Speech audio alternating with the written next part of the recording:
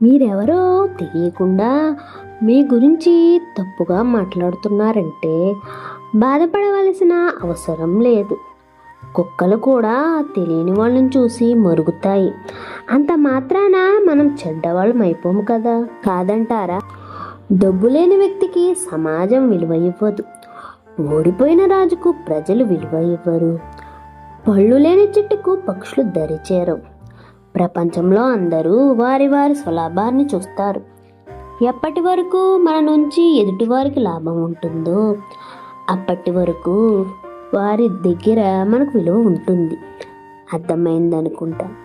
కాలానికి గొప్ప శక్తి ఉంది. ఎవరు ఎలాంటి ముసుగు వేసుకున్నా ఏదో ఒక రోజు వాళ్ళ ముసుగు తీయించేసి వాళ్ళ నిజస్వరూపం బయటపడుతుంది. కాలం ఎప్పుడూ ఒకలాగే ఉండదు అనే చిన్న విషయాన్ని తెలుసుకుంటే ఇతరుల బాధకు నువ్వెప్పుడూ కారణంగా ఉండవు. అర్థమైందనుకుంటా. తలదించుకున్న ప్రతివాడు తగ్గినట్టు కాదు, తగ్గిన ప్రతివాడు చేతకానివాడు కాదు. కొందరు పరిస్థితులకు లొంగి తగ్గితే కొందరు బంధాలకు లొంగి తగ్గుతారు. తగ్గారు కదా అని తక్కువ చేసి చూడకండి. పరిస్థితులు ఎలాగైనా మారవచ్చు. రేపనే రోజు మీ వంతు కావచ్చు, కాదంటారా?